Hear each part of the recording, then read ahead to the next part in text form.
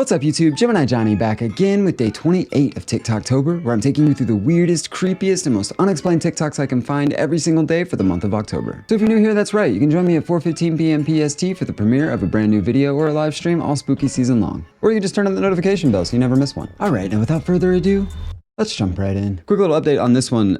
This is actually Mindseed TV. I thought it was this Creepy Chronicles account, but apparently they're just reposting all their stuff. So if you're looking for those guys, it's Mindseed TV. Thank you for everybody for letting me know in the comments yesterday. 'Cause yeah, they fully tricked me. I thought Creepy Chronicles was some new paranormal investigation team or something, but all right, let's jump into new creepy videos. Paranormal Activity Caught on Camera, part 35. Dang, we're the part 1 through 34. Felicity D promptly takes out her phone after noticing something down the road. It had caught her attention, considering that no other cars were on the road. It was just her and the driver alone on this highway when this was spotted.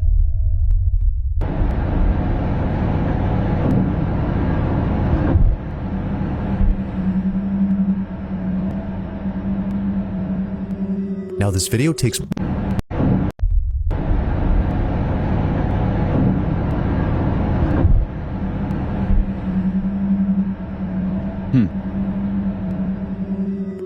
takes place in Arenas Valley, New Mexico, where it seems that others have encountered similar experiences. Ghost sightings are nothing new to those who live around here, but this, as viewers believe, may just be the clearest evidence of something paranormal. Although it's hard to say as to what this was, you can see that something is moving before somehow vanishing. It's a bit faint, but something is there, until it isn't. Now unfortunately not much info is given on this clip, except that it took place in New Mexico. Yet still, as many have commented, this footage is pretty creepy. Just who, or even what, was seen on camera? I mean, saying this is the clearest evidence of something paranormal ever might be a stretch, but it's definitely interesting. I mean, obviously it could just be like a reflection or something, but you don't see any other reflections around there. And how often does a reflection make a spectral anomaly in the middle of the road? Very strange. I don't know. This guy says he saw an old version of himself in his mirror during the witching hour. So guys, it's freezing like hell right now this morning, but I gotta make this video. I really do. And I need you guys to hear me out. You don't have to believe me. You don't have to even listen to this video if you're not interested in what I'm about to say. But like, something creepy, something crazy happened last night.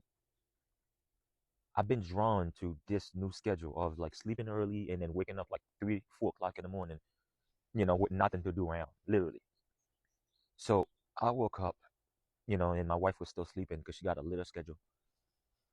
I went in the kitchen, got some water, and then I went in the bathroom. There's a huge mirror in the bathroom. And I told my wife that a lot of times. Like I grew up around that stuff. Like mirrors are not good. Okay? Like limit your house to like less mirrors that you can possibly do. And I'm sitting, it's freezing. I'm sitting in the bathroom and I'm looking at this mirror and I stare at it long enough that like I started seeing a different version of myself, an older version of myself. Long beard, white hair, wrinkled. And you know what? What's crazy is I never stopped locking eyes because I don't know what I'm seeing. It was just like crazy. I'm like, this is me, but like a different version of me. And I started touching my face, but like in the mirror, I was not touching my face. I started moving my head like left and right to see if, like I would be moving my head too in the mirror, but it wasn't doing the same thing. It was just like completely staring at me. And at one point, this is where it got creepy. And I literally walked out of the bathroom. This thing smiled at me, literally a huge smile. I'm not saying that it was evil or whatever it was, but like there's something about this hour, this time, the 3 a.m. up until like 5 a.m. that creeps me out. And then there's something else about, like mirrors. Hey, Robbie, look at that, guys. Little rabbit right there. Have fun. Something about mirrors that freaked me the hell out. And I told my wife that like a lot of times. And I remember, like I told you guys the story about the Airbnb, this demonic things actually came out of the mirrors, and I just couldn't wait to get on the phone and make this video. I don't care how cold it is. You know, it's a beautiful Sunday. You know, nothing is gonna, is gonna scare me. I'm gonna keep making these videos because last night was just like, it was crazy, wonderful at the same time to see something like that. My old self could have been a different version of me. Could have been a parallel version of me. Could have been me from a different timeline. We don't know.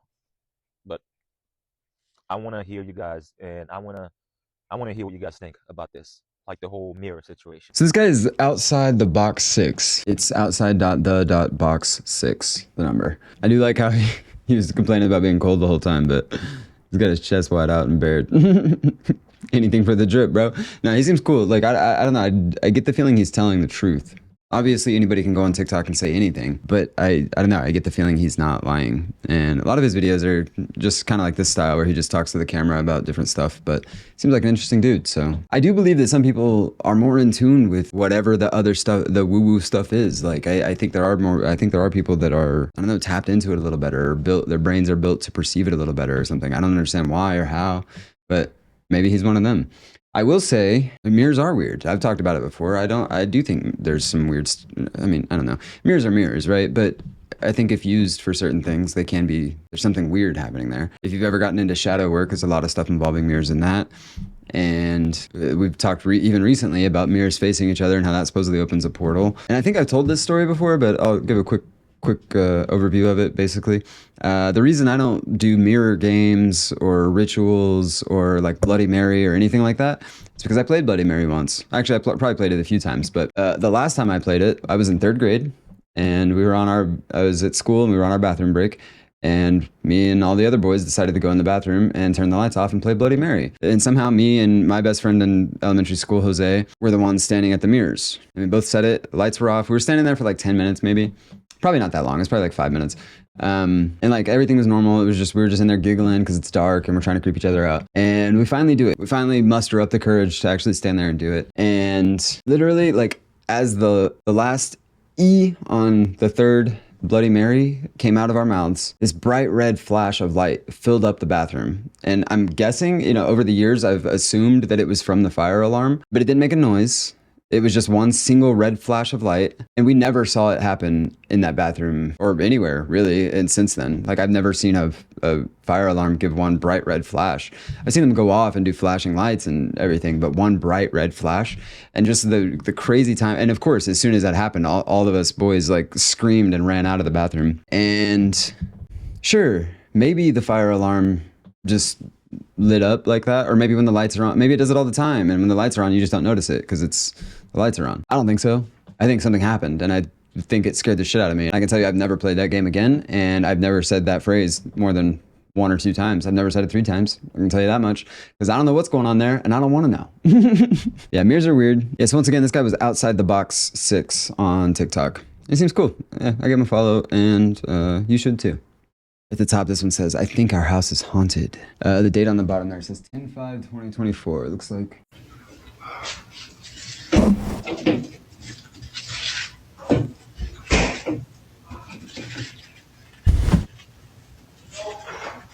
What? That wasn't me. I just heard a man's voice. Right?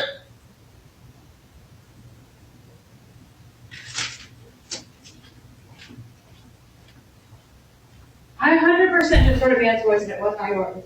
I swear. That's all Oh my god, I have like crazy people What? What? What? Definitely sounds like yo or go or something. What? That wasn't me. Definitely weird, but I mean, like I always say, you have to go off the reactions, right? The reactions seemed real. Like it seems like 2 people that were living their day and something weird happened, as opposed to people trying to put on a skit. That being said, it very easily could have been somebody outside of their house that was like yelling to somebody or a neighbor or something.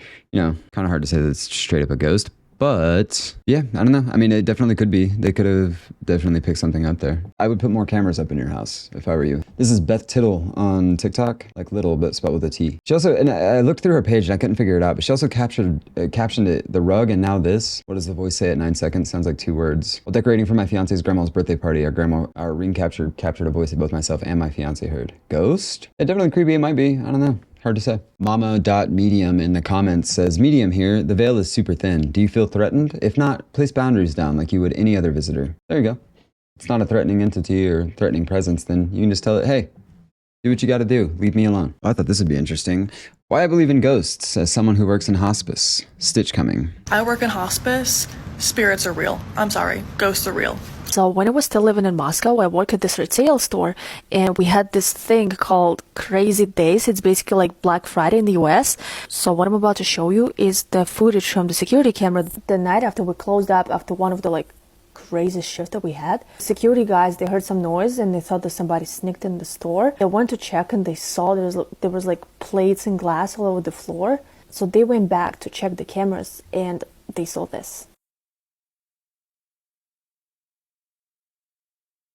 Oh, whoa. Stuff all fell down over here. Yep. That's crazy. My coworker came to check.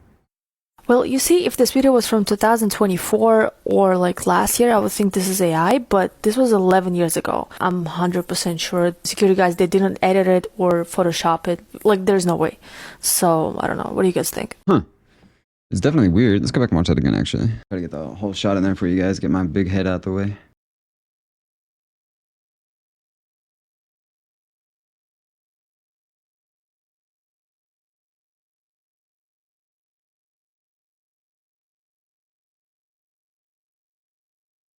Yeah, it's definitely weird. I don't know, man. Like she said, if this was, recent or even in the past 5-10 years, one would think that it's probably just video editing or AI or something. But yeah, if it's from, a while ago and you're talking about security guards at a Russian mall, I'm guessing this chick sounds Russian, right? She is Julia K_numerology, by the way, on TikTok, just so you know. Julia K_numerology. Apparently she lives in New York. Maybe that mall was in New York. I don't know. But yeah, she looks like she does numerology, astrology, tarot stuff. So that's kind of cool. I'll give her a follow. Speaking of numerology, what do you guys think about numerology? I find that stuff so interesting. Longtime viewers of this channel know one of my favorite quotes that I don't understand at all is Nikola Tesla saying, if only you knew the magnificence of the 3, 6, and 9, then you would have a key to the universe.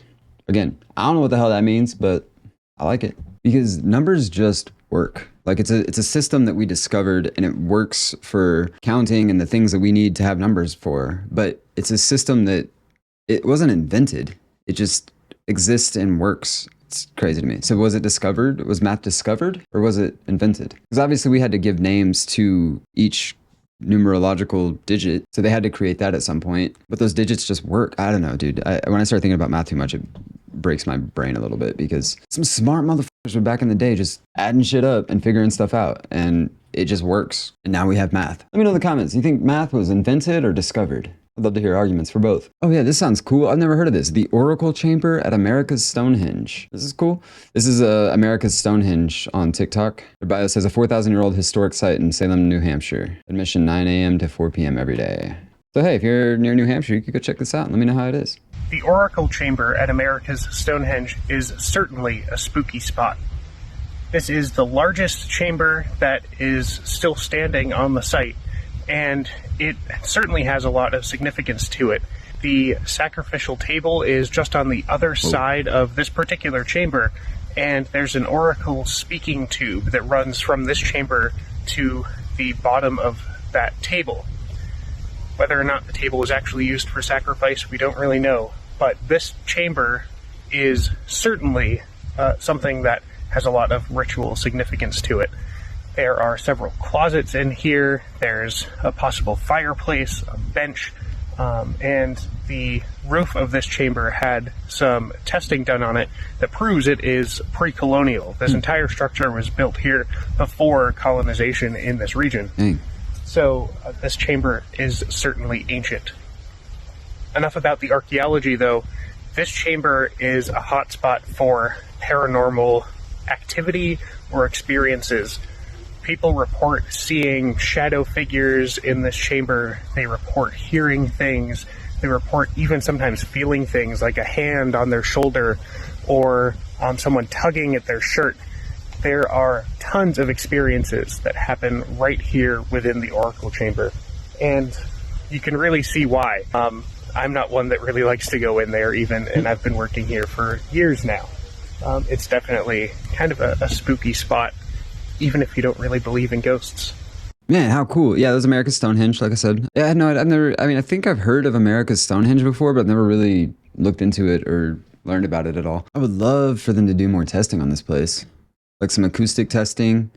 I would love some more, I don't know, what do they call it when they test the age of stuff? But I mean, they said they tested the roof and it was pre-colonial days, so it's definitely ancient. I just feel like there's so much in history that we've lost just because we didn't have written record, or people that have just died out and we lost their stories. And I think I've talked about it before, but I do believe that in the near future, probably within the next decade, there's going to be some type of device that you can use that is like a cross between virtual reality and a history lesson that's going to be powered by AI, that you're going to be able to visit historical times. I think the issue with that is unless AI can know what history was accurately, it's just using written record as a source. So if that does happen, and I think it will, I'm like 99% sure that's the direction we're headed. If you look at where VR is right now and how much better it's gotten in the last 5 to 10 years, plus the immersive sound. I don't know if you guys know this, it's totally off topic. I mean, not really, it's kind of related, but Sonos, the audio company, has just they bought out a design for a brand new style of speaker that packs a lot more punch inside of a much smaller package. So you're going to be able to get much more immersive sound in like headphones and stuff very, very soon. Like you can already get like noise canceling and surround sound in headphones. But imagine if you're about to be you're gonna have movie theater style speakers on your ears.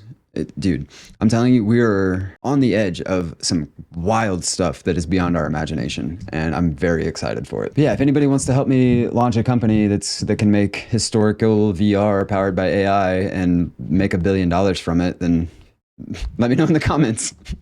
Oh, hey, we saw this guy recently. This is Pond.man, Master Kale on TikTok. And he was the guy, you might remember, that somebody brought in some photos of the Nanjing massacre, some previously unreleased photos that were, obviously he didn't show them in the video, but they were quite graphic. And he had the whole issue of like, these belong in a museum, and in the history books, but somebody brought them to me. They're also really messed up, and I don't want to be involved with any international disputes. That was this guy. But apparently he also lived in a haunted house. So he's going to tell us about it. I grew up in a haunted house. This is part 10 of my real true ghost stories. These are 10 stories throughout the years. I've been going in order, but these are just 10 ones that I want to insert. They didn't really fit anywhere I was trying to say. The first one are the pillows. It was in January of 2004. I went to a movie with friends. I came home. My dad was upstairs. He's usually downstairs, but he seemed freaked out. I'm like, what happened? He said, come downstairs and look at this. So I followed him downstairs. All the pillows had been taken off of the sofa, and they were arranged in this like weird pyramid. Now it looked kind of like that. Imagine these are all pillows. There was one in front, and then the rest of them were piled up in this like pyramid thing. What's strange, it was a very specific order, and it was obviously trying to communicate some kind of a message. I have no idea what it meant. My dad said he went upstairs, he smoked a cigarette, he went downstairs, and in that interval, he came down and he found that, and then he just didn't want to stay downstairs. For two of the bright lights. Sometimes we would have guests come over, and they would all report weird shit. One of the most common things that they experience, I never experienced this myself, neither did my parents, but the guests would say as they're sleeping downstairs, it was suddenly like they were staring at the sun.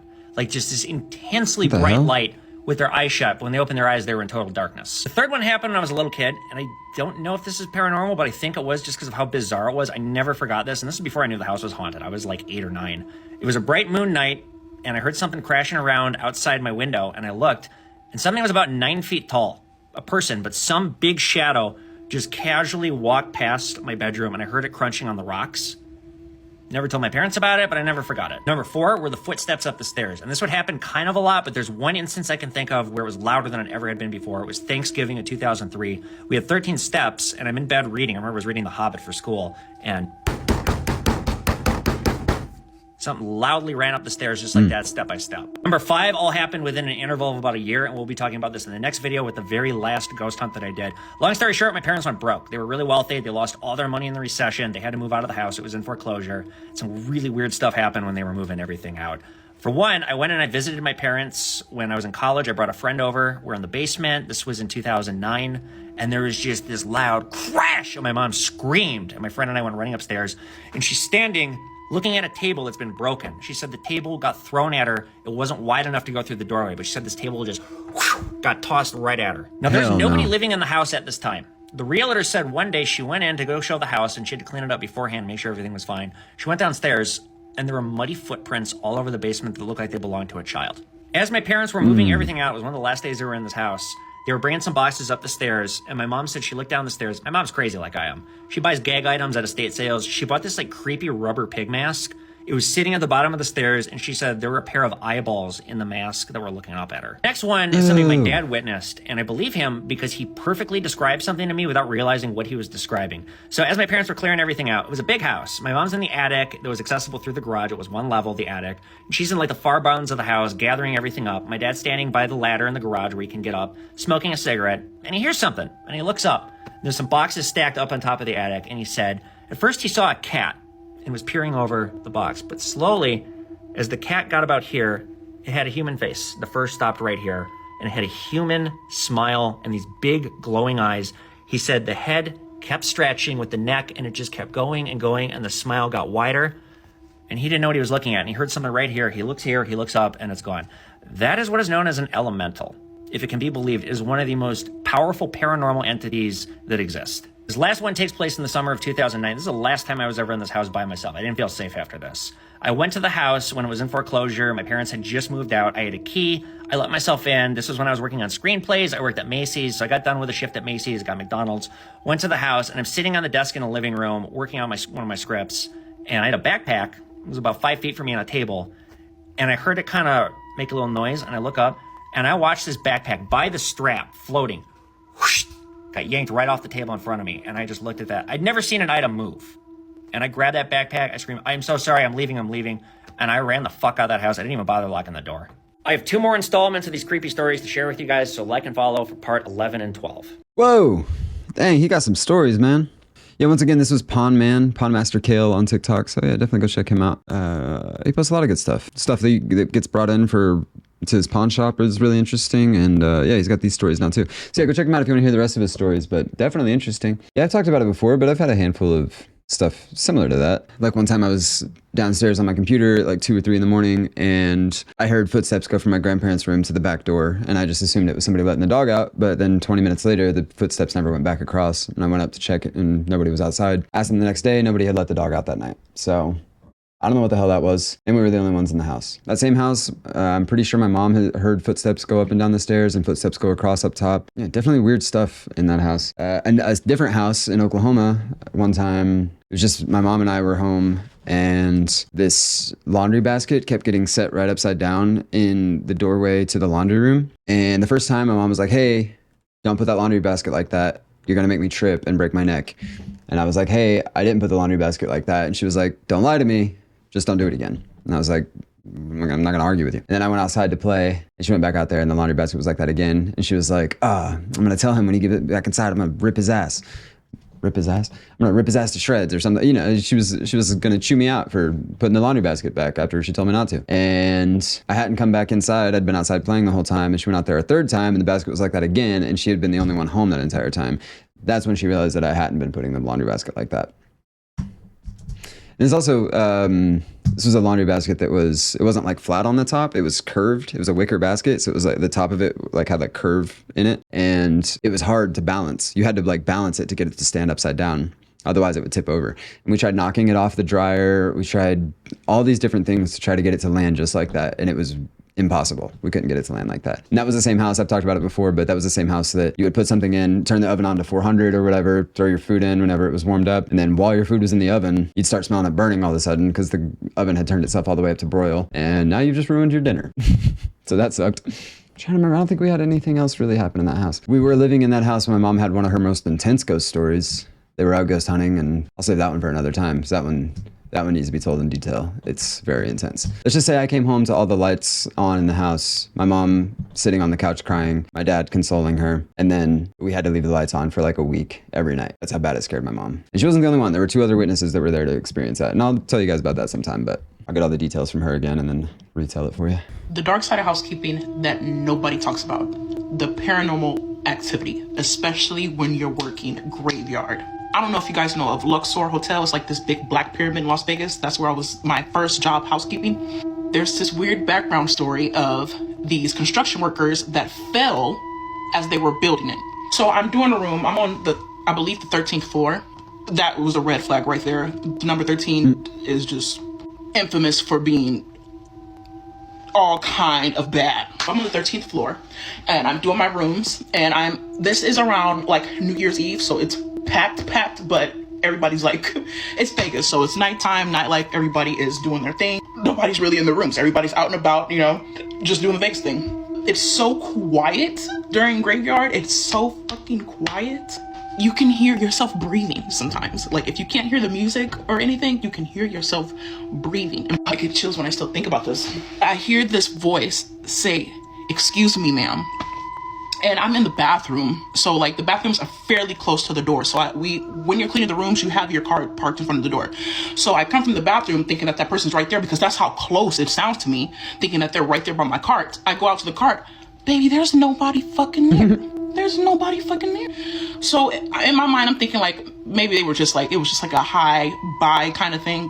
I don't know. Maybe they were drinking and just saw me like, "Excuse me, ma'am." So I go back to cleaning, and I'm cleaning out the sink this time, but I hear it again. "Excuse me, ma'am." Like more of like a, "Excuse me, ma'am." Like trying to get past me or something. I hear it again. I look, and it's fucking cold, like right in front of me. So I'm like, "Oh no, this ain't that, bro. I done seen too much, or too much in life. Like, I'm not about to go out like this." I closed that door so quick. I got the fuck out of that room. I closed it, went on to the next room. Leaving for the next, like, I'm done with this. I already was getting like a creepy, weird ass vibe. And if you know, there are a lot of stories that people, they see like silhouettes, black silhouettes. Sometimes people will see people running at them that aren't there. You'll hear things will move. That is just the very first instance. You guys like and comment if you want to hear more. That's crazy. I thought the dark side of housekeeping would be after having to clean up after everybody's mess. But yeah, that's crazy. Luxor definitely gives me weird vibes. I've never been in it, but I've been near it, and it definitely seems like a creepy place. It's cool. Got this giant black pyramid in the middle of the desert, but there's also many people in the comments saying they've had weird experiences at the Luxor too. So one of these comments, it's very true. Once you experience something paranormal, it's hard to process that there are those who don't believe in it. That's how I feel, man. Like, I've had enough experiences that, like, I know that there's something that we don't understand and we don't fully process, and that we still need to learn about. And it's wild to me that there are people that are just like, nope, none of it's real. It's all just fake. It's all has plausible explanations. It's like, all of it, dude. I would understand if there were like, 10 people who've had these weird experiences being like, yeah, there's probably, but thousands and thousands and thousands of ghost stories and experiences and weird happenings, and all of them have a plausible explanation. Some of them got to be true. And if one of them is true, it opens up the possibility for every single one of these to be true. Luxor's crazy. I want to go. Somebody also mentioned that the Cecil Hotel here in Los Angeles has a similar history of people dying during the construction. I didn't actually know that, but I've never heard of that. And I also just looked up the history of it, and there's no record of that I can find. So it could be, maybe they did, but the first documented death at this Hotel Cecil happened in 1931 when a man, he took poison capsules. And I have considered going and trying to do a ghost investigation at the Cecil Hotel, but one, I don't have ghost hunting equipment. I mean, I have my phone, I have a camera, that's about it. So I could do it with that. If anybody wants to send me a bunch of ghost hunting equipment, that'd be tight. Email me. But the other issue, more than not having ghost hunting equipment, is the Hotel Cecil, now known as Stay on Main, is pretty sketchy. There's actually a YouTuber, I forget who it was, but they just did an investigation there, and they said it was one of the most intense investigations they've ever done, not just because of the activity, but because of the people that were in that building. It's a sketchy place. That's all I'm saying. Like, it's in the middle of Skid Row in downtown Los Angeles, and downtown is rough, dude. I don't like going downtown. Nobody that lives in LA likes going downtown. It sucks. It stinks. It's dirty. You got to watch over your shoulder the entire time because you don't know who's where and who's up to what. Like, it's rough down there. And I'm sure inside of once you get in a room inside of the Cecil Hotel, it's totally fine. But yeah, I don't know. I may do that eventually, but I'm gonna need a team member or two to come along with me, and that's not a solo investigation type of place, Ooh, I love when people find creepy stuff on Google Earth. Where even was that?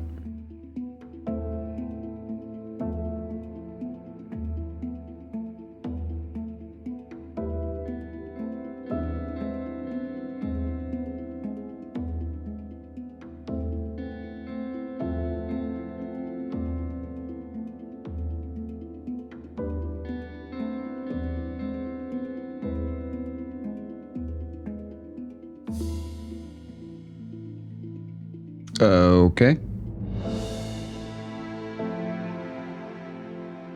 What the fuck?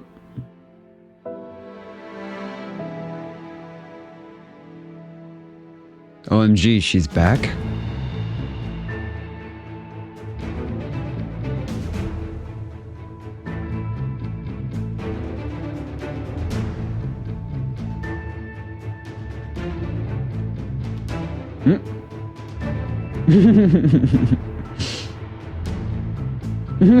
How'd she move?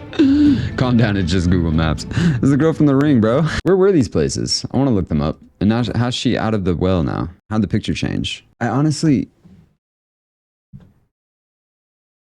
Can anybody tell me what part of Earth that is? I can't even... I mean, look, I'm not great with geography, but I typically pick out a continent. And I'm just... Well, I was gonna try to find this on Google Earth and look at it myself, but maybe I'm stupid. I don't know what that is. Yeah, if you can place what continent that is, I'll try to find that on Google Maps for the next video. Just let me know in the comments and I'll try to find it. But dude, like that right there kind of looks like Baja California, but that's not America. It also doesn't go that way. It goes the other direction. All right, I spent entirely too much time trying to figure this out. So please, if you know what that is, let me know in the comments. Let's go to the next video. So this one, just real quick to let you know, I sped it up quite a bit because they did some kind of weird slow-mo thing on the video and then put regular speed music over it. So sorry, the music's going to be kind of fast. The first encounters of the third kind is going on here.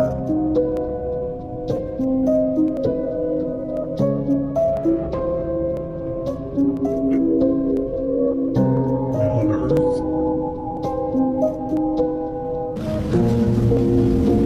Ooh, it feels great.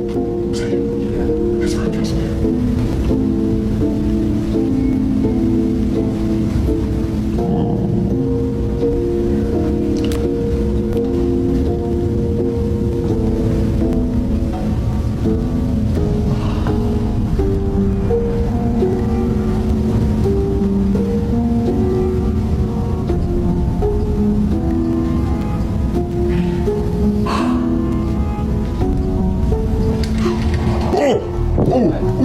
It could move. No, it did. Yeah, it did. It moved. It moved. It moved, Jesse.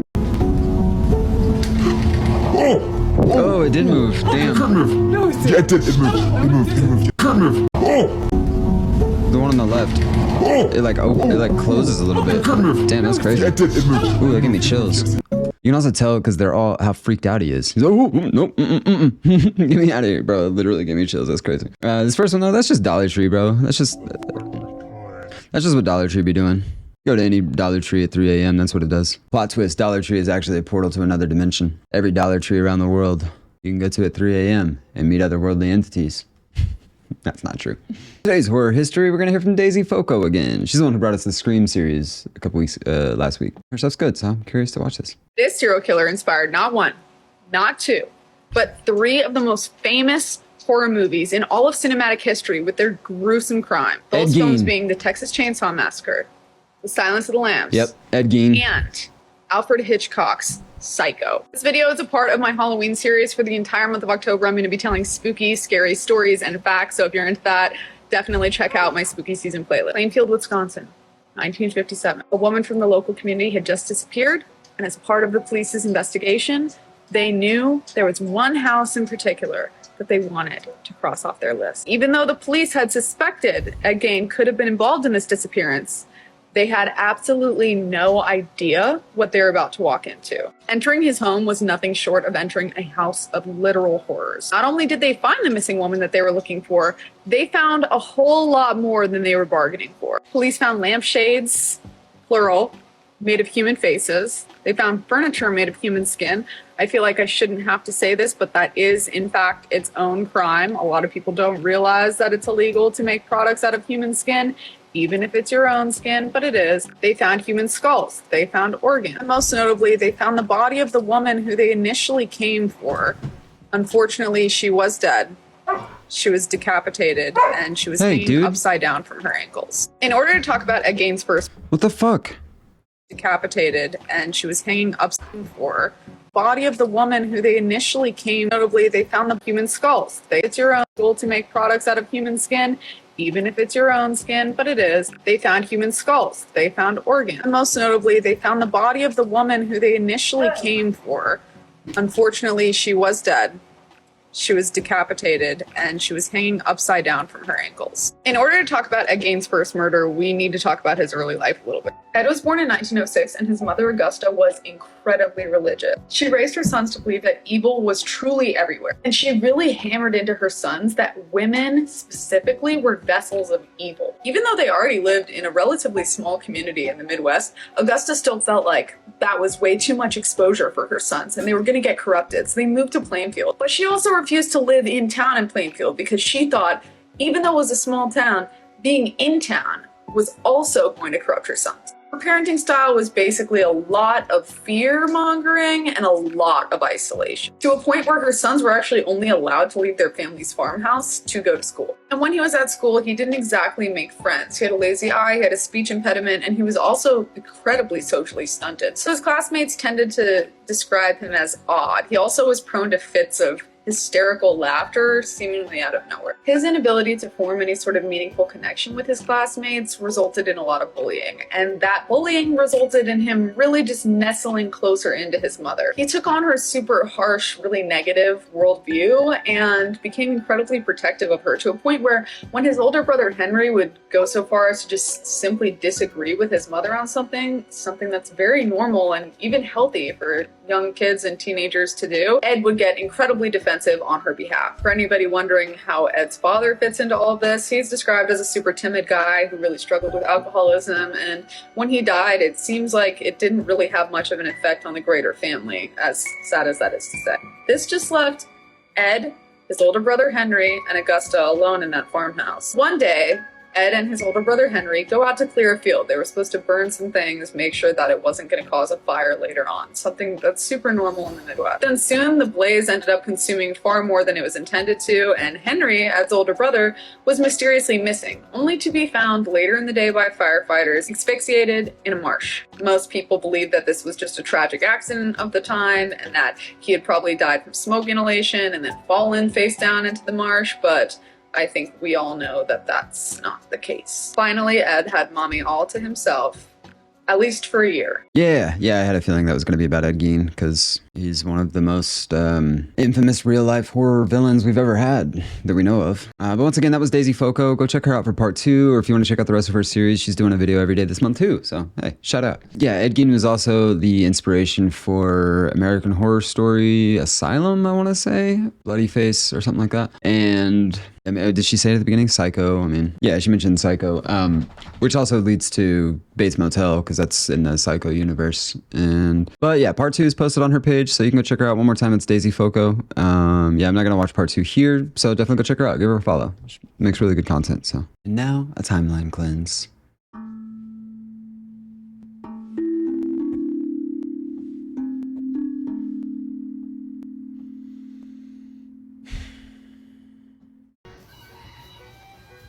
Old MacDonald. More kids and birds.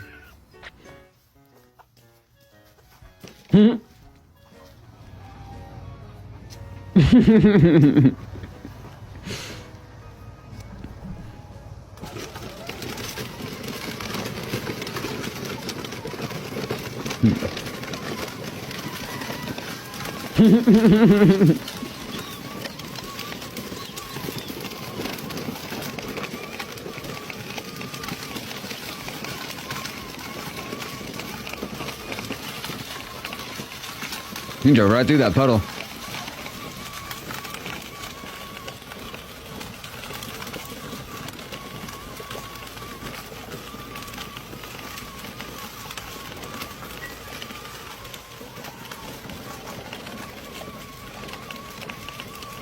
Where is this? Is it like Panama or something?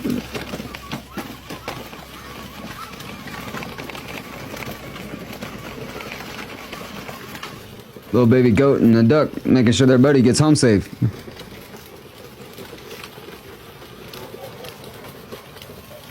Just the dude and his rooster. Dudes being dudes, gotta love it. But there you have it, folks. That is day 28 of TikToktober in the books. We did it, we done it. We're doing it some more. If you enjoyed this video, let me know and drop a like for me. The ghost of Edgar Allan Poe did just appear in my mirror and said that if this video doesn't receive enough likes, he's going to haunt my channel with endless rhymes. So help me stay Poe free and smash that like button for me. The merch store's live. You can get a beanie just like me, or you can get a tie-dye beanie, or a hoodie, or a shirt, or stickers, or a mug. Thank you, Debbie. You can find it in the description of this video. There's also a whole bunch of other links down there, and if you click on any of them and buy anything or subscribe to anything, then I'll receive a small commission.